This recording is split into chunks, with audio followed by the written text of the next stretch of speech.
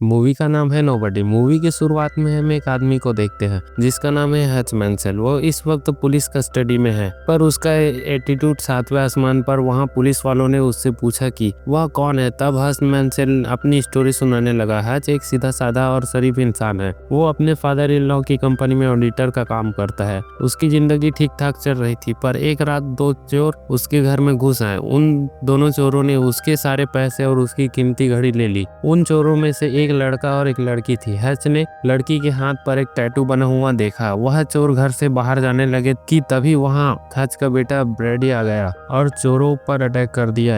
Hutch के पास पूरा मौका था कि वह इन चोरों पर अटैक करे और उन्हें पकड़ ले, पर वह तो ठहरा एक सीधा साधा और शरीफ इंसान। उसे उन चोरों पर दया आ गई। उसे लगा कि चोर किसी मजबूरी के कारण ही चोरी करते हैं, इसलिए उसने उन चोरों को अपने घर से जाने दिया। अब ये देखकर उसका बेटा उससे नाराज हो गया। वो अपने डैड को कमजोर समझने लगा। अब कुछ देर बाद वहाँ पुलिस आई। हच को अफसोस हुआ कि उसने क्यों कुछ नहीं किया। उसकी वजह से उसकी फैमिली खतरे में भी पड़ सकती थी। उसके जख्मों पर नमक छिड़कने का काम किया इस पुलिस वाले की बातों ने। उसने हच से कहा कि अगर मेरी फैमिली होती तो मैं उन चोरों को इतना आसानी से जाने नहीं देता। हच का उसकी वाइफ के साथ रिश्ता पहले से ही खराब था और इस घटना के बाद तो उसका बेटा भी उसकी इज्जत नहीं करने लगा। उसकी एक बेटी थी जो अभी भी उससे बहुत प्यार करती थी और उसकी रिस्पेक्ट अभी करती थी। अगली सुबह उसका पड़ोसी भी उसे ताने मारने लगा। वह यही बात कहने लगा कि उसने कुछ क्यों नहीं किया, क्या उसे अपनी फैमिली की परवाह नहीं है। अब बेचारा हच सबके ताने सुन सुन के तंग आ चुका था। जब वो अपने ऑफिस पहुंचा तो उसका साला चार्ली आकर उससे यही बात पूछने लगा कि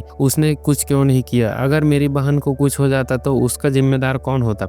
इसलिए चार्ली ने हच को एक गन दी ताकि अगली बार कुछ ऐसा हो तो वो अपनी फैमिली की सेफ्टी कर सके। इसके बाद वो अपने फादर इन लॉ की एडी के पास गया। हच ने उससे कहा कि वो उसकी फैक्ट्री खरीदना चाहता है। ऐसा इसलिए क्योंकि उसकी इज्जत तो कोई नहीं करता। वही चाहता था कि उसके पास कुछ ऐसा हो जिसे वह अपना कह सके। इसके बाद वह कमरे में चला गया। वो सीक्रेट रेडियो से अपने भाई हैरी से बात करने लगा। हच ने हैरी को बताया कि वह दो लोग थे, एक लड़का और एक लड़की, जो काफी डरे हुए थे और उनके हाथ में जो गन थी वह खाली थी। हच को यह भी पता था कि वह गन पहले कभी इस्तेमाल नहीं की गई थी और जब हच सब देखा तो उसने उन दोनों को जाने दिया। हच की यह सब बातें सुनकर ऐसा लगता है कि वह पहले से शरीफ आदमी नहीं था। खैर सच्चाई क्या है वो तो मैं आगे में पता चलेगी। इसके बाद वो अपने डैड डेविड से मिलने गया। डेविड एक रिटायर FBI एजेंट है। अब वह काफी बूढ़ा हो चुका है, इसलिए वो एक नर्सिंग होम में रहता है। उसने अपने डैड को उस रात के बारे में बताया। उसने ये भी बताया कि उसकी फैमिली के साथ साथ जो भी उसे जानता है सब उसे कमजोर समझते हैं। इसके बाद हच घर वापस आया। तब उसकी बेटी ने उससे कहा कि उसका किटी कैट ब्रेसलेट नहीं मिल रहा। शायद वो चोर उसे भी ले गए क्योंकि वो ब्रेसलेट उन पैसों में ही रखा हुआ था। वो चोर उसके पैसे ले गए। हच को इससे कोई फर्क नहीं पड़ता, पर उसकी बेटी का ब्रेसलेट ले गए, यह उसे मंजूर नहीं था। अब वो एक बार फिर अपने डैड के पास गया और उनका ID कार्ड और गन ले ली। अब हच टैटू की दुकान पर जाने लगा और इस टैटू के बारे में पूछने लगा जो उसने चोर के हाथों पर देखा था। कई दुकान देखने के बाद भी उसे कुछ पता नहीं चला तो वह एक आखिरी दुकान पर गया। वहां जब उसने अपने ID कार्ड को बताया तब शॉप के ओनर ने उसे कहा कि यह कार्ड 20 साल पहले ही एक्सपायर हो गया है और इसमें लगी फोटो भी तेरी नहीं है। अब वहाँ कुछ गुंडे ने हच को घेर लिया। तब हच ने उन्हें कुछ पैसे ऑफर किया। तभी शॉप के ओनर ने हच के हाथ पर एक निशान देखा। इसके बाद तो मानो उसके होश उड़ गए। उसने अपने आप को एक कमरे में बंद कर लिया। यह देखकर उन्हें समझ आ गया कि हच कोई मामूली इंसान नहीं है, इसलिए उन्होंने उसे टैटू वाली लड़की का पता भी बता दिया। इसके बाद हच उन चोरों के घर पहुंच गया। सबसे पहले तो उसने उस चोर का टकला बजाया, फिर उसे कहा कि मैं आम आदमी हूँ और मेरी भी एक फैमिली है, इसलिए मेरी घड़ी और किटी कैट ब्रेसलेट मुझे वापस कर दे। उन्होंने घड़ी तो वापस कर दी, पर वो ब्रेसलेट उनके पास नहीं था। अब यह सुनकर हच उसे टकले को मारने ही वाला था कि तभी अचानक उसे एक बच्चे के रोने की आवाज सुनाई दी। उसने जाकर देखा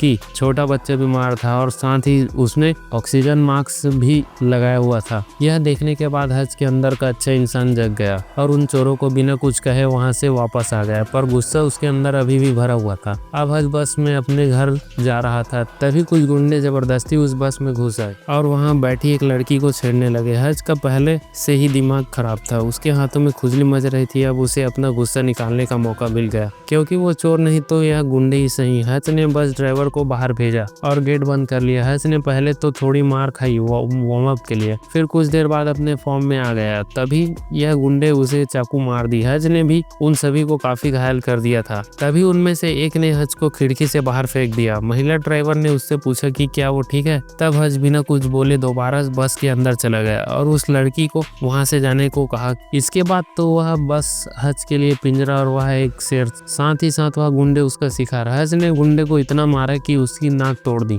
और उससे सांस लेने में काफी प्रॉब्लम होने लगी। तब एक बार फिर हज ने अंदर का अच्छा इंसान जग गया और उसने सभी को जिंदा छोड़ दिया। अब जब हज की खुजली मिट गई तब वो अपने घर वापस आ गया। उसकी वाइफ ने उसके जख्मों पर मलहम पट्टी की। उसके जख्मों को देखकर उसकी वाइफ ने उससे कहा कि शायद हज के पुराने दिन वापस आ गए। मतलब हज एक आम इंसान बिल्कुल नहीं है। इसके बाद हम रूस के सबसे बड़े माफिया यूनियन को देखते हैं, जो एक बार में बार डांसर का काम खुद ही कर रहा था। उसे ऐसे नाचते देख के उसके साथियों ने उसकी पर्सनालिटी पर सवाल खड़े करे तो उसे गुस्सा आ गया और वही एक आदमी को मारकर उसने उन सभी को बताया कि उसकी पर्सनालिटी क्या है। हज ने जिन लोगों को बस में मारा था उनमें से यूनियन का एक भाई भी था। अपने भाई की गंभीर हालत देख के वो उसके एक साथी से मिलने गया और उससे पूछने लगा कि उसकी हालत किसने की। उस आदमी ने बताया कि वह सिर्फ एक आदमी था। यह सुनते ही यूनियन उस पर भड़क गया कि तुम सिर्फ एक आदमी से मार खाकर आ गए हो। जब उस आदमी ने मम्मी कसम खाई तो तब यूनियन ने उस पर भरोसा किया। हज अपना मेट्रो कार्ड इस बस में ही भूल गया था। अब यह कार्ड यूनियन के हाथों में लग गया है,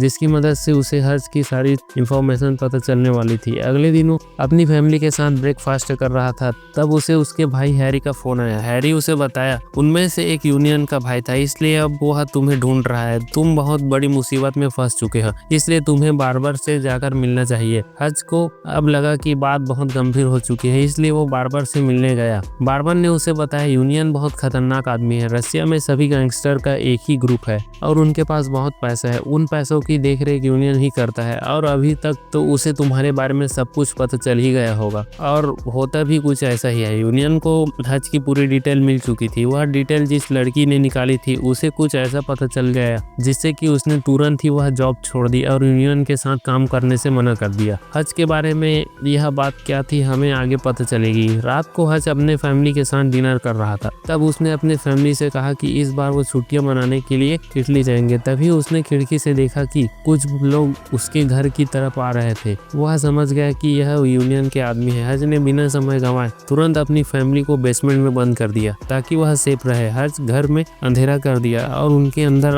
आने का इंतजार करने लगा। वो जैसे ही अंदर आए हज उन्हें एक एक करके मारने लगा। तभी अचानक एक आदमी ने हज को इलेक्ट्रिक शॉक देकर बेहोश कर दिया और वो लोग उसे अपने साथ ले जाने लगे। रास्ते में जाते वक्त हज को होश आ गया। उसने कार में रखे अग्निशामक को निकाला और उन गुंडों पर चला दी, जिससे कार का बैलेंस बिगड़ा और वह खंबे से जा टकराई। हज कार से बाहर निकला और सीधा भागते हुए अपने घर गया। थोड़ी देर पहले हज का घर जंग का मैदान बन गया था, इसलिए उसने अपने घर की साफ सफाई की और नहाने के बाद उसने अपनी फैमिली को बेसमेंट से बाहर निकाला। उसने अपनी वाइफ से कहा कि वह बच्चों को लेकर एक सेफ जगह पर चली जाए। इसके बाद उसने एक बैग निकाला और उसमें सोने के बिस्कुट भरे और पहुंच गए अपने बेसमेंट में। उन गुंडों से बात करने लगे। वहां हज उन गुंडों को अपने बारे में बताने लगा। उसकी बातें सुनकर हमें पता चला कि वह एक किलर था जो गवर्नमेंट के लिए काम करता था। उसने न जाने कितने ही बड़े बड़े अपराधियों को मौत के घाट उतारा था। उसने बताया कि एक बार जब वो एक अपराधी को सजा दे रहा था तब वो अपराधी उससे जान की भीख मांगने लगा।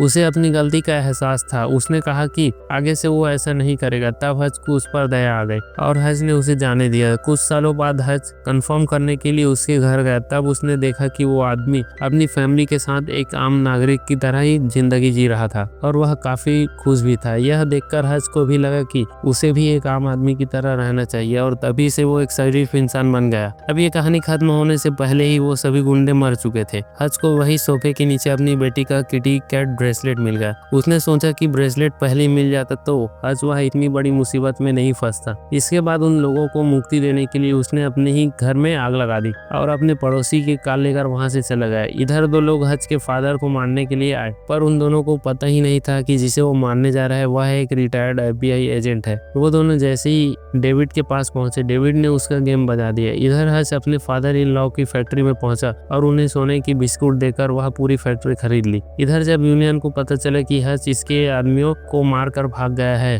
तब वो दूर दूर से अपने सभी आदमियों को बुलाने लगा। हज भी उस फैक्ट्री को जंग का मैदान बनाने के लिए वहाँ छोटे छोटे ट्रैप्स लगाने लगा और यूनियन से मुकाबला करने के लिए तैयारी करने लगा। इसके बाद वो यूनियन के अड्डे पर गया जहाँ उसने सारा पैसा संभाल कर रखा था। हच ने वहाँ मौजूद सभी लोगों को अपने अंदाज में मार दिया और वहाँ रखे पूरे पैसों में आग लगा दी। इसके बाद वो यूनियन से मिलने गया, जहाँ यूनियन बार डांसर का काम करता था। वहाँ हच को देखकर काफी हैरानी हुई। तभी यूनियन के आदमियों ने गन पॉइंट कर दी, लेकिन हच अपने साथ बॉम्ब लेकर आया था। हच को कहा कि वह यहाँ सिर्फ बात करने आया है। बॉम्ब को देखते ही यूनियन ने अपने सभी आदमियों को बाहर भेज दिया और बैठकर शांति से बात करने लगा। हच ने उससे कहा कि तू मेरी फैमिली तक पहुंच गया था और इसलिए हिसाब बराबर करने के लिए मैंने तेरे सारे पैसों को आग लगा दी। अच्छी बात तो यह थी कि यह सब बात सुनकर यूनियन को हार्ट अटैक नहीं आया। इसके बाद जब हच ने यूनियन को समझाया कि तू बचे हुए पैसों से, जो तेरे ही पैसे हैं, उससे एक अच्छी जिंदगी जी, एक शरीफ आदमी की तरह,